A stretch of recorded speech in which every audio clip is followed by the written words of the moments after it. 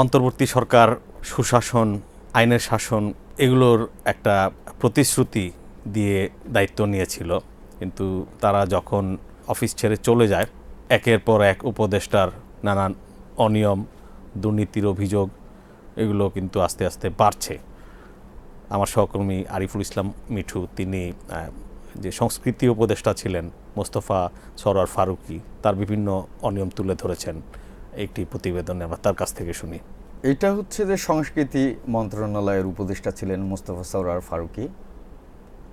তো তার কিছু ডকুমেন্ট আমাদের হাতে এসেছে এবং আমরা কয়েকজন কর্মকর্তার সঙ্গে কথা বলেছি। তো দেখা গেছে যে সংস্কৃতি মন্ত্রণালয়ের অধীনে অনেক কিছু আছে, শিল্পকলা একাডেমি, জাতীয় জাদুঘর সহ অনেক ইনস্টিটিউশন আছে। তার মধ্যে নতুন একটা ইনস্টিটিউশন জাতীয় জুলাই গণ অভ্যুত্থান স্মৃতি জাদুঘর। সেই জাদুঘরের কিছু ডকুমেন্টেই দেখা গেছে যে পদে পদে অনিয়ম হয়েছে।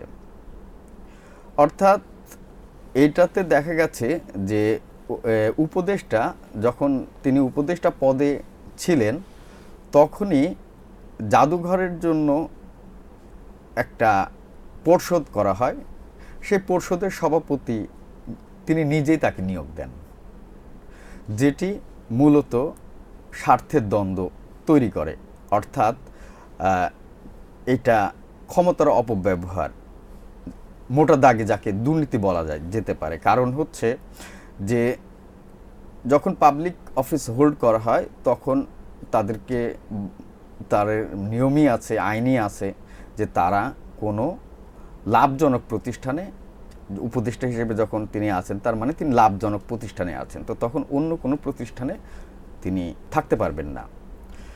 কিন্তু দেখা গেছে নির্বাচনের ঠিক কয়েকদিন আগে তিনি এই পর্ষদ গঠন করেন এবং পর্ষদের সভাপতি হন। তো এই বিষয়ে আমরা ট্রান্সপারেন্সি ইন্টারন্যাশনাল বাংলাদেশের যে নির্বাহী পরিচালক ইফতেখারুজ্জামানের সঙ্গে কথা বলেছি। তিনি নিজেও বলেছেন যে এইটি ক্ষমতার অপব্যবহার এবং মোটা দাগে এটা আসলে দুর্নীতি।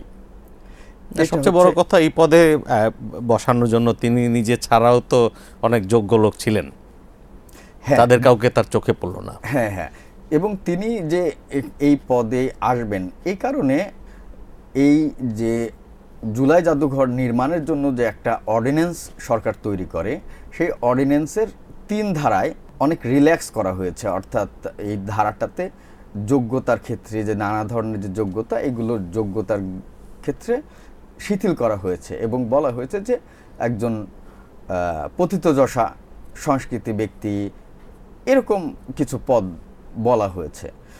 তাদের কি যোগ্যতা হতে হবে, কি কতদিন কত বছর কোথায় কোথায় এরকম কোনো কিছু নাই। তো এইটার মানে হচ্ছে বোঝা যাচ্ছে এবং বিশ্লেষকরাও বলছেন যে এইটি আসলে তিনি ক্ষমতার অপব্যবহার করেছেন।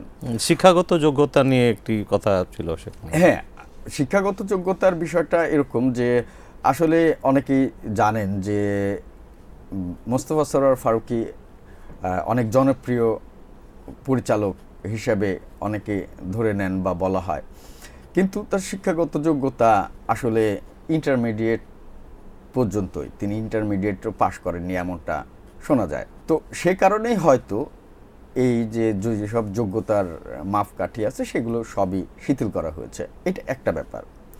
দ্বিতীয় ব্যাপার হচ্ছে যে এই জাদুঘরের জন্য যে নিয়োগ করা হবে, এই নিয়োগের জন্য 107 জনের একটা জনবল কাঠামো জনপ্রশাসন মন্ত্রণালয় করে দেয়।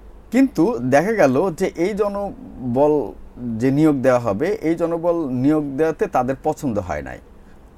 মোস্তফা সরোয়ার ফারুকী সংস্কৃতি মন্ত্রণালয়ের উপদেষ্টা থাকাকালীন তাদের পছন্দ না হওয়ায় এইটা তারা আইন মন্ত্রণালয়ের লেজিসলেটিভ এবং সংসদ বিষয়ক যে বিভাগ, সেই বিভাগ থেকে পরে সংশোধন করা হয়। তার মানে যে নিয়োগের ক্ষেত্রেও অনেক শিথিল করা হয়েছে প্রবিধান, যাতে আপনার যাকে তাকে নিয়োগ দেওয়ার সুযোগটা। তারা কি নিয়োগটা দিয়েছিলেন?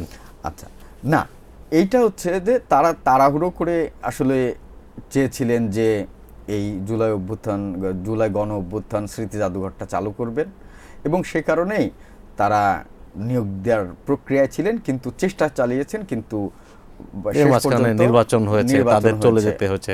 হ্যাঁ, তো এর মধ্যে একটা গুরুত্বপূর্ণ বিষয় সেটা হচ্ছে যে এখানেও অনেক অনিয়ম হয়েছে। তার মধ্যে দু একটি আমি বলছি।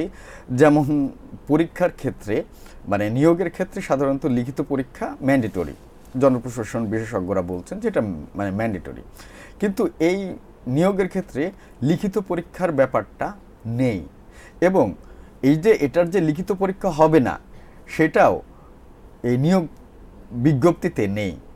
সেখানে আছে যারা জুলাইয়ের চেতনায় যারা বিশ্বাসী, এরকম কিছু বাক্য আছে, কিন্তু শিক্ষাগত যোগ্যতা এগুলোর ব্যাপারে লেখা আছে সব ধরনের যোগ্যতায়, কারণ এটা বিশেষায়িত একটা জাদুঘর এরকম বলে। তো মূল যেটা বিষয় এটা একটা। আরেকটা হচ্ছে যে 19টা ডকুমেন্টারি তৈরি করার একটা ছিল, এলিমেন্ট ছিল এর মধ্যে, যেটা 5 কোটিরও বেশি টাকায়, এবং এটি একটা মাত্র প্রতিষ্ঠানকে দেয়া হয়েছে।